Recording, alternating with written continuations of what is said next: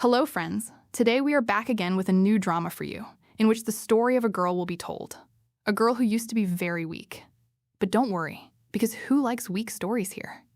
The real fun begins when she gets powers, and these powers come because of a very interesting twist. So without any further delay, let us start the drama. At the very beginning, we see two special agents who have just finished their work and are on their way out. Everything seems fine, but then a person suddenly appears and attacks them with a gun. The female agent steps forward to face the danger, and the bullet hits her. The scene changes right there. We move directly to a school scene where a girl named Mian is bullying a girl named Susha. Susha pleads with Mian and says that she will do whatever Mian says. However Mian says, just please stop hitting her. Mian starts laughing and says how can she stop when this is exactly what she enjoys, and that unless Susha begs and cries properly, where is the fun? She tells her to cry a little, beg a little, maybe then she will think about forgiving her. Saying this, she begins laughing with her sidekicks. Even after Susha begs and pleads, Mian refuses to stop, grabs her head and slams it straight into the bench. Susha collapses right there and loses consciousness. All three girls panic. What if she has died? Who will take responsibility? Mian quickly checks around and says there are no cameras here, which means no one will know whether she fell on her own or they did something. So she tells both of them to keep their mouths shut, go quietly to class, and sit down peacefully, act completely normal as if nothing happened at all, and if anyone starts asking questions, they will simply make up stories. While they are leaving with this plan in mind, Susha suddenly grabs Mian's leg. This completely startles all of them. Susha gets up and starts asking what is going on. Mian's sidekick blurts out that she was just faking being dead. Hearing this, Mian gets angry and steps forward to slap Susha. But by now, Susha had already received the powers. She does not let her bully get away and says, just answer what I ask, and don't even try to raise a finger at me. Both sidekicks also come forward to hit her, but one kick from Susha is more than enough to push them far away. Mian herself starts apologizing. All of them realize that they have no idea where this girl suddenly got so much strength from, and why she is going against them. But before Susha can ask or understand anything more, she collapses unconscious again right there. Then we see a scene from some time later where Susha regains consciousness and looks at her hands, realizing that the previous person is no longer there, and that she is lying in some school nursing room. She cannot figure out what she is doing here at all. This is because Susha's body is her own, but the soul inside it now belongs to that secret agent lady who was killed in the gun shooting at the very beginning. Now the auntie arrives, who becomes very emotional seeing Susha. In reality, this auntie is her mother.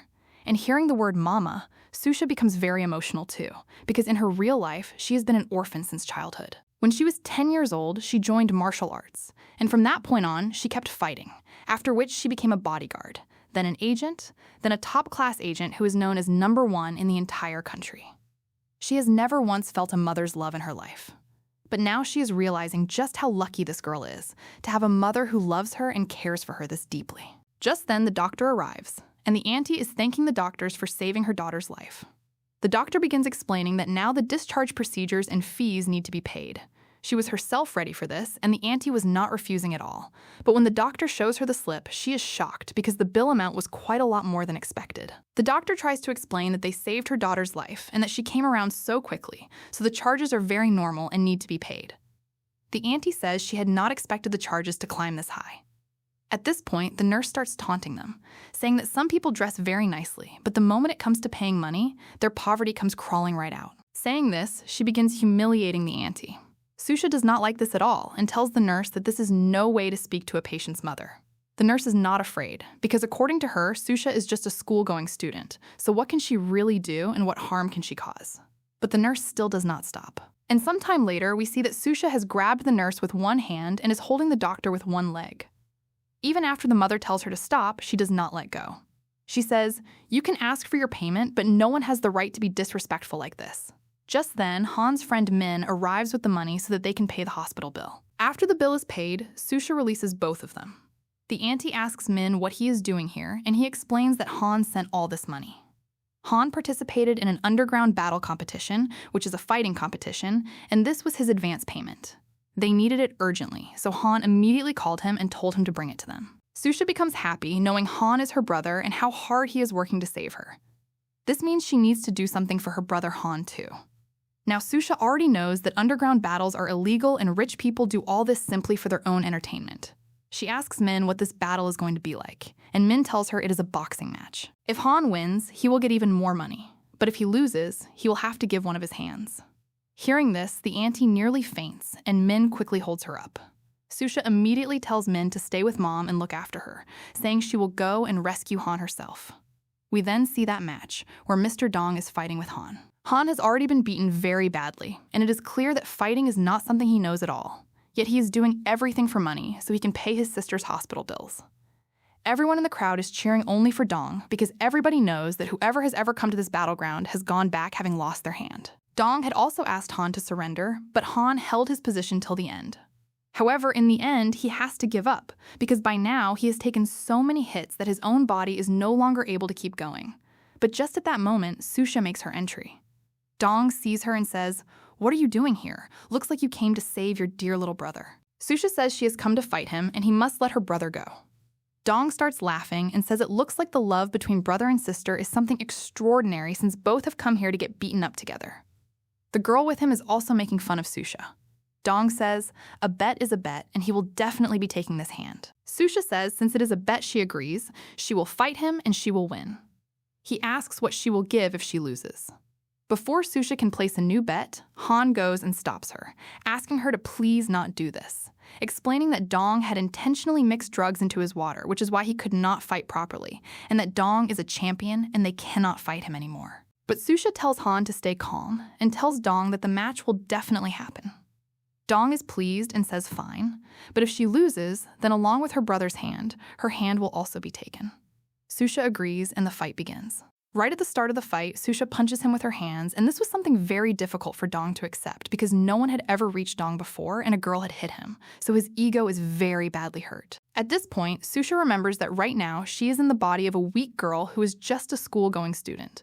So if she attacks too much, people may get suspicious because this girl has never had any training at all. Because of this, she decides not to attack him further this time and instead just defends herself, moving here and there, dodging so she can avoid his attacks. This keeps going continuously, and all the people in the audience get bored, saying this is no kind of match. There is no fun at all. Nobody is hitting anybody. Nobody is touching anybody. At this rate, the match will never end, and they will just keep playing like this. Dong also tells Susha that there is still time and she should surrender. Susha says she has not lost, so why would she surrender? And at that moment, Dong brings forward his most special move. Susha knows exactly what she needs to do because this is a move her master had taught her, and she uses it right there in the present.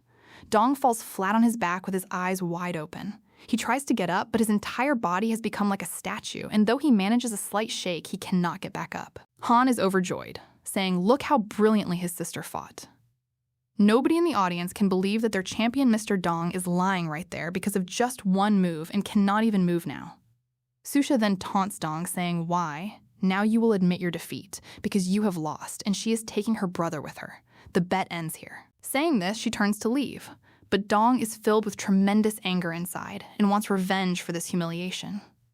Even Dong's close follower is shocked, wondering how this girl laid down her boss in just one single moment. Later, we see Susha and her brother Han walking away. Han starts telling her that he had no idea she could fight this well and asks where she learned it. Susha says she did not really learn it, she just saw Han do it once and thought she would try, and she had no idea her moves would turn out this good.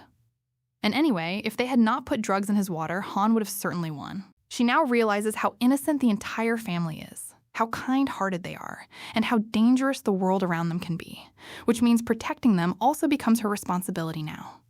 Now at home, a task is already waiting for her, and her very first task is to find out everything about Susha, what she is like, what she likes, what her personality is. But one thing is already clear to her, that Susha is regularly bullied at school, especially by those 3 girls. A text also comes from one of them threatening Susha that tomorrow, when she comes to school, they will teach her a proper lesson. Later that same evening, everyone sits down for dinner together, and this is the first time she has ever sat for dinner with a family. She is feeling very good about it, but she has doubts about why this family is only 3 people and where the father is. She asks this question directly to the mother. Hearing this question, Han and the auntie both become tense.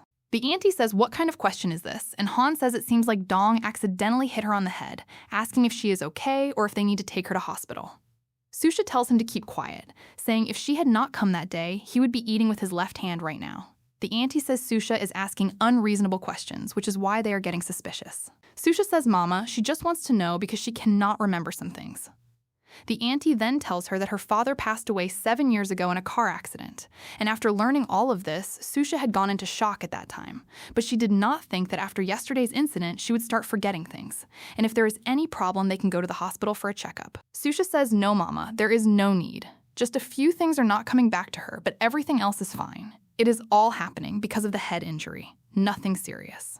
After this, we see the next day at school where this Susha seems completely different to everyone because she is walking confidently with her head held high. In the hallway, there are some rude students who come and shove Susha aside, causing her bag to fall on the ground.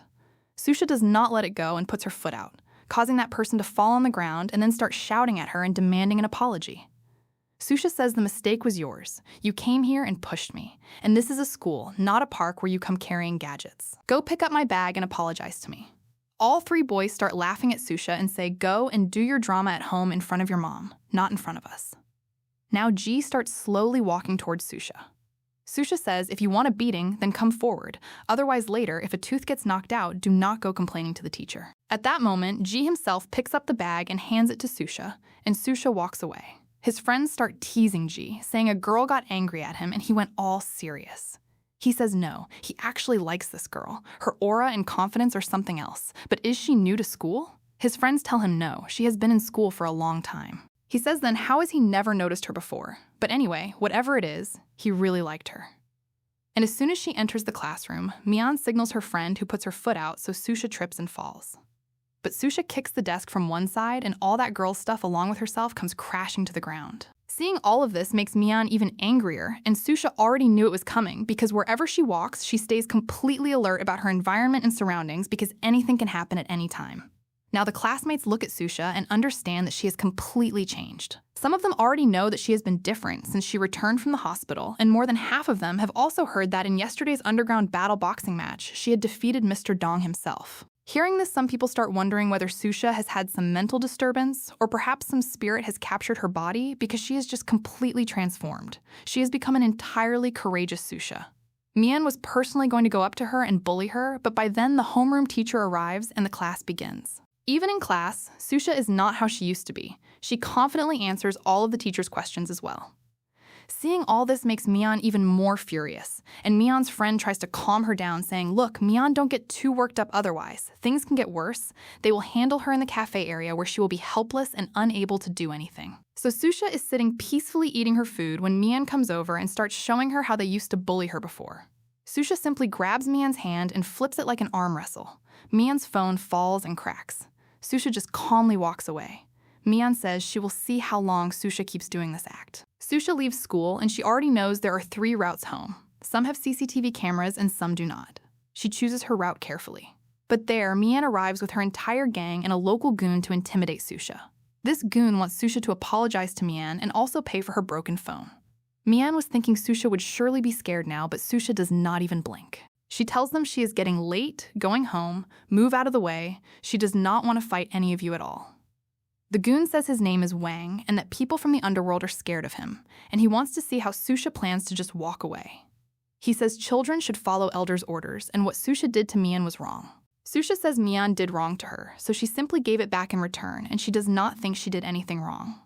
Wang says when I say you did wrong, then you did wrong. Mian can never be wrong, and she specially called me today to teach you a lesson, and he wants to see where this courage of hers is coming from after today. Mian then says, look, Wang, don't get into a physical fight with her. She is a girl, and bones can get broken. They should not celebrate so openly, and tells Susha that she is warning her right now to please listen. Otherwise, things can get difficult for her. She should herself think about the fact that Mian is saying please so that her life is saved. Just then, Han arrives to pick Susha up and asks what is going on. Susha tells him everything. Hearing this, Han tells her not to worry. He is there, and he will see what they can do to her. Susha tells him not to interfere. She can handle this situation herself. But Han says no. She is his sister, and protecting her is his job. Hearing this, the agent inside Susha feels very warm and happy, because from the very beginning, she has always been the one protecting others. But today, there is finally someone who is standing here to protect her. This feels incredibly good to her, and she truly understands now how important family is. Mian tells Susha it seems the head injury has gone a little too deep this time. Susha says, look, she really does not want a physical fight, not because she is scared, but because she simply does not have time for people like them. Wang tells Mian there is no point arguing with such people and they will have to fight physically. Mian says, but both of them know martial arts. How will you beat them? Wang says, don't worry. He has his people with him to support him. But just at that moment, Ji arrives with his friends to help Susha, telling her not to worry because he saw her this morning and she is such a good person, so he is now ready to help her. He announces that Ji and his friends will handle everything, and neither Susha nor her brother need to raise a finger. But both of his friends immediately make excuses and run away, one saying his dad called him home and the other saying his mom called him. Mian then tells Ji to stay out of Susha's matters, that she is really a very big fool, and if she gets angry, she will bite anyone, and she can be dangerous for him. Ji says, you are telling me this, the same person who has brought a gang of goons here to get her beaten up. He says it seems you were a good accident before, but no, that was just your fake appearance. In reality, you are a very cunning person, Mian. Mian says, no, Ji, you are misunderstanding me. And just like that, for the first time, Ji's perception of Mian completely falls apart in front of him, and he is not even willing to talk to her anymore.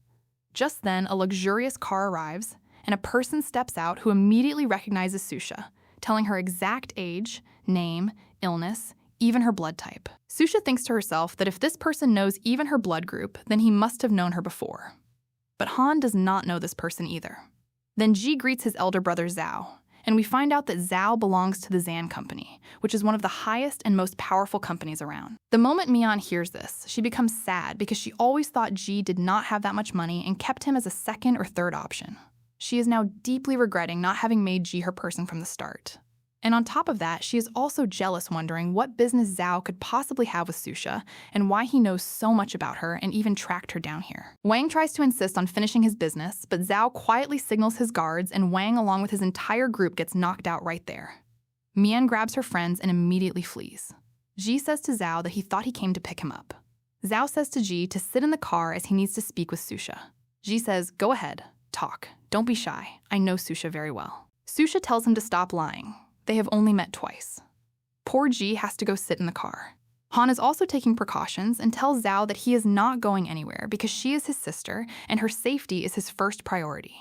And here, Zhao wants Susha to join their group. When Susha asks the reason, she suddenly remembers everything about the life belonging to this entire generation she is from.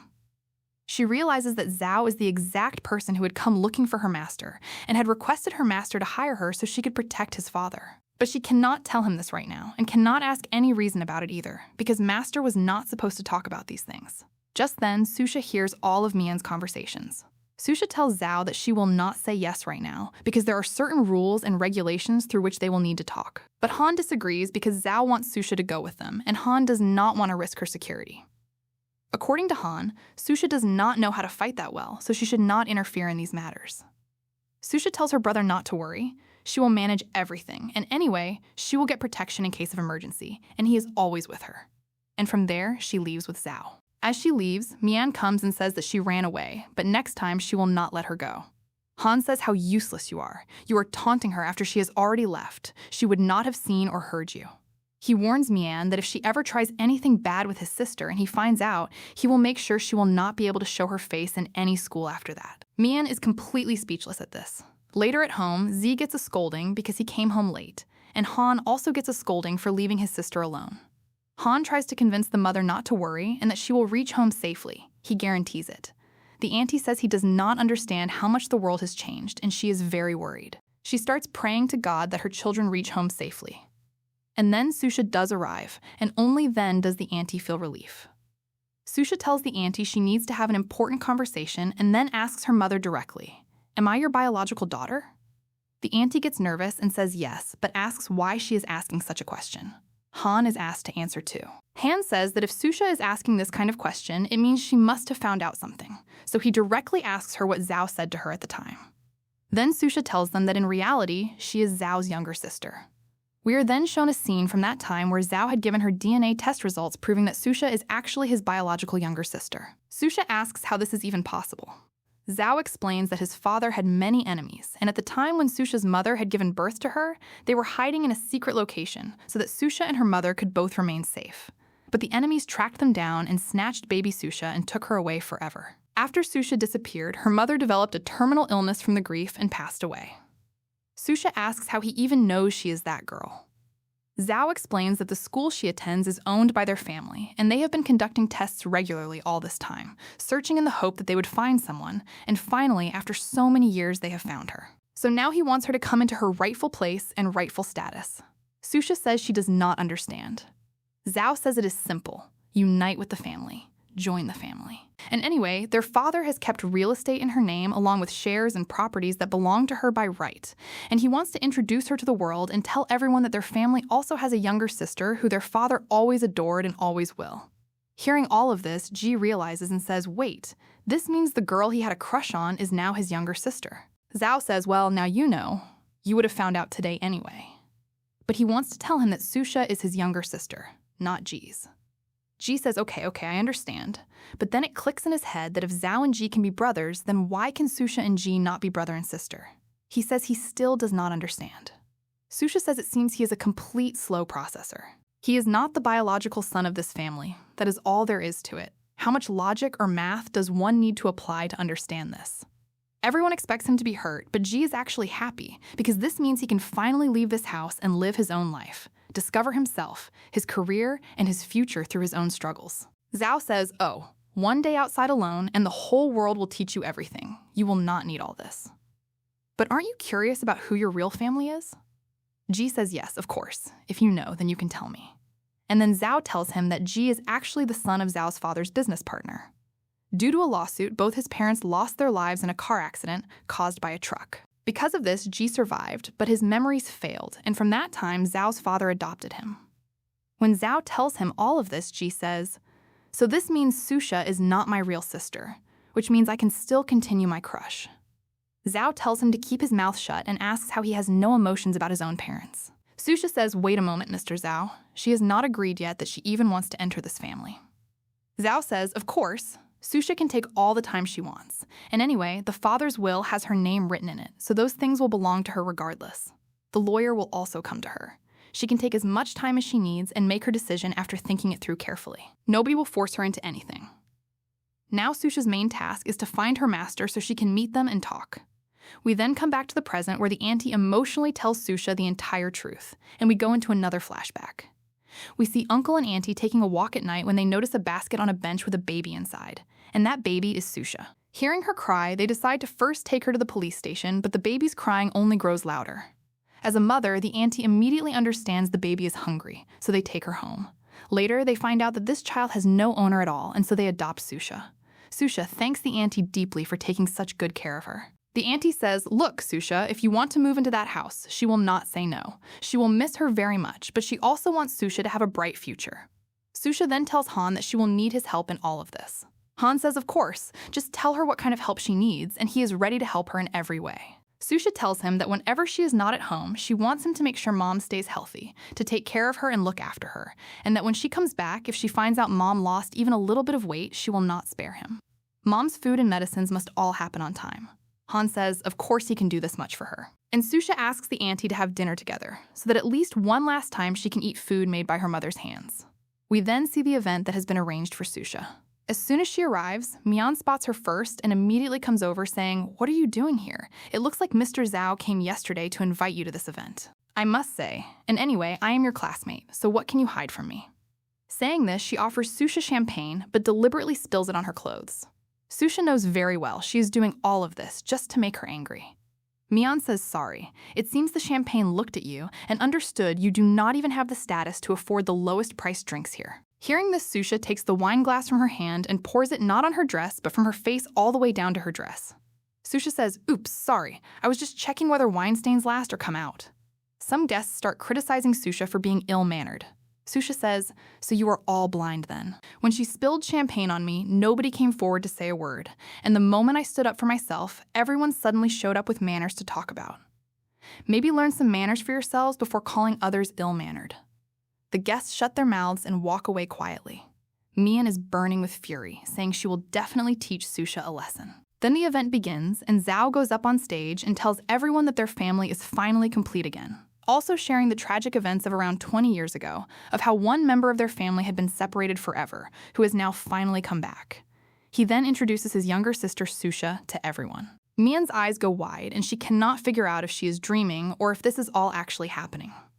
Zhao calls Susha up on stage so she can introduce herself and give a short speech. She introduces herself to everyone, and after that, Zhao announces that 30% of the Zhan family shares belong to Susha. Even though she is still in school, she will come forward and join their business and take it further, and this ownership is by the will of his father and all of them together. Hearing the 30% part, everyone is stunned because 30% ownership is enormous. Later that night, when everything is over, she cries alone in her room. Her major task has been completed, but along with that, she also needs to find out what has happened to her own existence as herself, and she also needs to track down her master. After this, we see school the next day where Ji is telling his friends that from now on they should not call him the Zhan brother, but instead call him the meringue brother. His friends joke and ask if his mother remarried. He tells them not to say such inauspicious things and that he simply had a discovery about his life, a secret that is hidden for ages, and today he found out that he is the adopted son of the Zhan family. His friends are shocked, and he explains the whole story. Along with this, they ask him, so this means Susha has become his stepsister now, so nothing will happen between them. He says she is not exactly his stepsister since he has not even accepted it yet, and anyway, Susha has liked him for a long time. His friends laugh and ask whether Susha likes him or he likes Susha. He says not to take him lightly. Everything Susha does, she does thoughtfully so that she can capture his attention, and he has now understood how much effort she is putting in. So now he is going to make sure he uses his own method. His friends ask what method he is talking about. He says he will not waste her time and will make her work even easier and just do this. His friends ask what benefit that is to him. He says nothing. He just knows she wants him to propose to her openly from the front, and he will do exactly that publicly. But when she starts falling even more in love with him, he will publicly dump her too. Hearing this, even his friends start supporting him in this wrong plan. After this, we see Zhao, who is regularly keeping an eye on Susha, and the only thing he cannot figure out is how Susha knows so many skilled things, meaning whatever sport she does, he just needs to understand how. Just then, Ji arrives, and before Susha can warn him, Ji himself accepts his mistakes and says it is not at all what she thinks. He only came to apologize and to move forward with a brother and sister relationship. Susha asks if he will truly keep his word and not go back on it. He says no, he has understood, but she will have to teach him kung fu. Susha says fine, she will teach him. After this, we see a scene at home where Zhao is giving a gift to Minnie, an incredibly luxurious and precious gift, and Kira is also there with him. The moment Susha arrives, Kira thinks to herself that now this girl is also going to move into the house, so she needs to push her plan forward very quickly. Zhao introduces Susha to Kira and Kira to Susha. It turns out that after Zhao's first wife left, Kira has been taking care of him. Zhao and Kira go to talk, and Kira asks Minnie to serve Susha water. Minnie deliberately knocks the glass of water down, but Susha grabs it at exactly the right moment, and the glass does not fall and break. Susha does not shout at the child, but calmly explains that if this happens next time, she will complain to Zhao. Hearing this, the child immediately falls to the ground and starts crying loudly, and Kira and Zhao come running, hearing her voice, and start asking Susha for an explanation. Susha says, after being president of such a large company, you still cannot understand such a small thing. It looks like everything needs to be explained to her. Kira says, why is she talking like this? The poor child is crying, so she must have definitely scolded her. Susha says she does not want to get into these small matters, and both of them know what happened here. Saying just this, and without any further explanation, she walks away from there. After this, Susha comes to the office the next day with Ji. It turns out this is Ji's second time coming here, because Ji has no interest in coming to the office and absolutely none in business. Susha tells him, remember the gift you brought for me? Can you go and get that again? Ji says, but she had not accepted it. She says yes, but now she feels like it. He says fine, he will have someone get it. She says no, only if he personally brings it will she like it. He happily goes off, and this was just Susha's excuse so she could go into her brother's cabin and search for some data.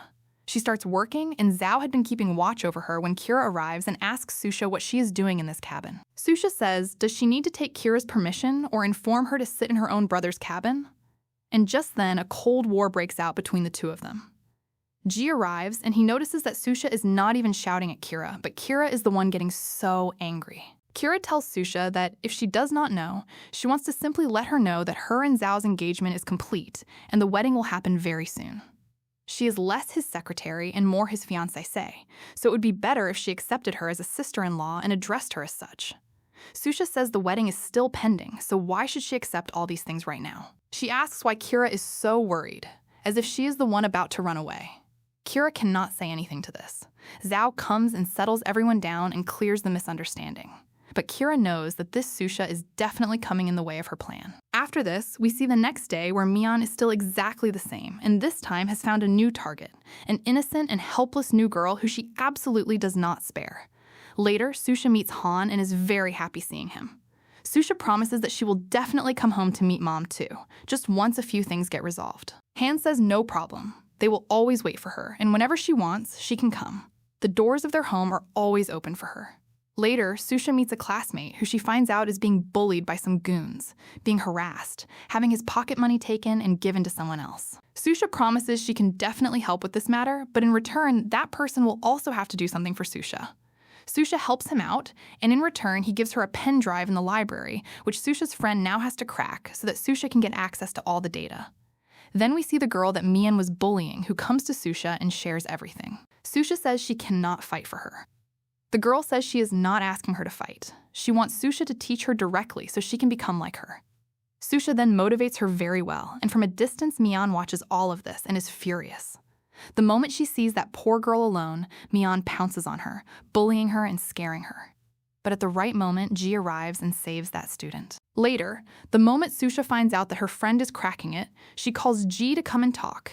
And Susha herself also goes there and confesses that yes, she did all of this because she simply wants to find out about her father, whether he is alive or dead, because none of them have any information.